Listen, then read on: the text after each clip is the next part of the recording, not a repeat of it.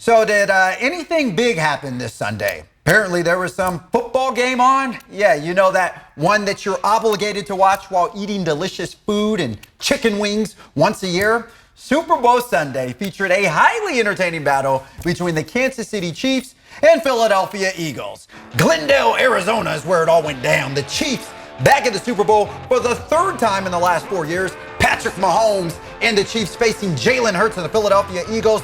This marks the first time that two black quarterbacks have faced off against each other in Super Bowl history. Also marks the first time that brothers have faced each other in Super Bowl, with Travis Kelce going against his brother Jason. We have some tears there. Well, Mom's the winner regardless. Hurts would lead the Eagles down the field on the very first drive of the game, capping it off by this 1-yard touchdown run and gritty dance that follows. And Hurts was just warming up. Ensuing drive for the Chiefs, and the league MVP answers right back. Mahomes hits Travis Kelce with his 18-yard touchdown pass to tie things up. 6 catches for 81 yards and 1 TD on the day for Kelce. And watch him hit the stanky late dance right there. All right, this one is tied at 7 to the second quarter. First play of the quarter, Jalen Hurts going deep. And like a good neighbor, A.J. Brown is there. Hurts 27 to 38 for 304 yards, 1 touchdown through the air. Eagles would take a 24 to 14 lead in an intermission. All right, now let's go on to the fourth quarter. After Rihanna performed, everyone was fired up. Kansas City in the red zone here. Patrick Mahomes, he hits a wide open Sky Moore for the touchdown. Mahomes threw for 182 yards, 3 touchdowns.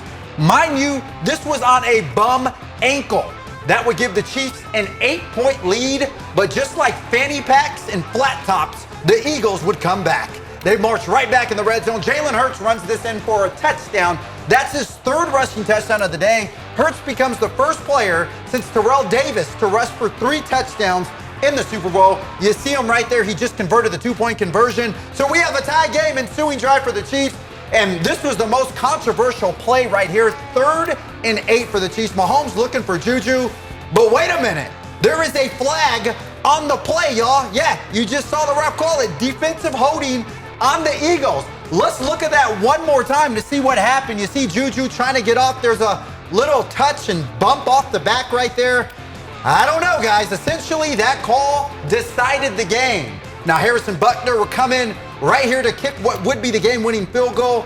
Eagles, though, they would have one last chance for a Hail Mary, but let's just say the Hail Mary was not answered. The Chiefs are your Super Bowl 57 champs. This is the second time the Chiefs have won the Super Bowl in the last 4 years, and this one has to feel good for Andy Reid, who got the victory against this former team. Mahomes named Super Bowl MVP. So an incredible game right there. Obviously, a high-scoring game. Of course, when you want to see a Super Bowl, you want to see a high-scoring affair. But you really had two quarterbacks playing at a high level throughout the whole game.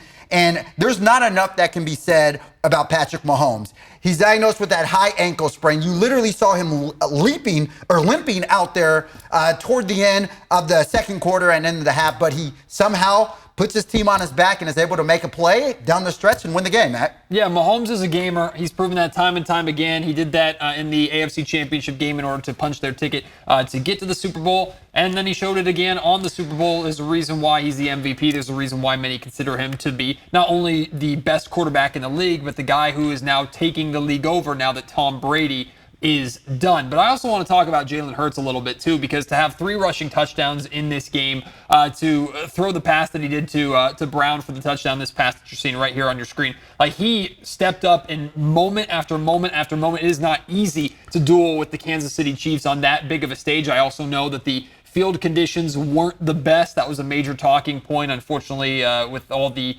artistry on the field that left the grass being pretty slippery and a lot of cleat changes happening for both teams in this game. Nobody's going to use anything as an excuse. It was a great shootout, exactly what you want in a Super Bowl game. The ending, which we'll talk about, not the best, but if you are just looking for entertaining football, you absolutely got that tonight. You mentioned Hurts. Hurts became the first player in NFL history to throw for over 300 yards, rush for 3 touchdowns, and rush for over 70 yards in a game, whether regular season, playoffs, or Super Bowl. So even though he did get the loss, Jalen Hurts put up heck of a numbers in that game. Now, Matt, you referenced it at the end there, that controversial call, the defensive holding on the Philadelphia Eagles on that last drive from the Kansas City Chiefs. When you look at that play in real time, it doesn't really seem like there's a whole lot. I mean, there was contact, but it almost did not seem like it was that blatant that a flag had to be called. Definitely a hard pill for all Eagles fans to swallow. Yeah, this is a major debate in sports, period, is getting the call right versus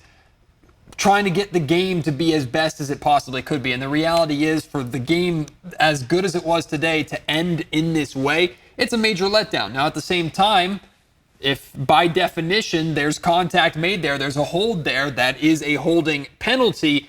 But the problem that I have with this call mostly is, as you can see there, Juju Smith-Schuster had no chance at catching this ball. Like, a pass interference call is one thing where it's a playable ball and there's contact and a catch could have been made and wasn't. This is a situation where it happened on the snap. It happened about 5 to 10 seconds before the flag is actually thrown. Again, by the letter of the law, maybe, or by the rule, maybe it is a holding call and the refs are doing their job. But if I'm the NFL, with how great this game was, I'm looking at that moment and going, man, it should have been so much more powerful. Man, it should have stuck out a lot more, because honestly, the way this game ended, now, give Kansas City credit, they still had to kick the field goal, and then they still had to stop the Eagles on their Hail Mary try, and who knows, even if that flag is not called, Kansas City still has multiple chances and is in great field goal range, so maybe they pull out the win anyway. It's a bummer to have a flag come into the conversation when it should just be the best versus the best. Well, the thing that I have with that, man, I know we have to wrap this up, but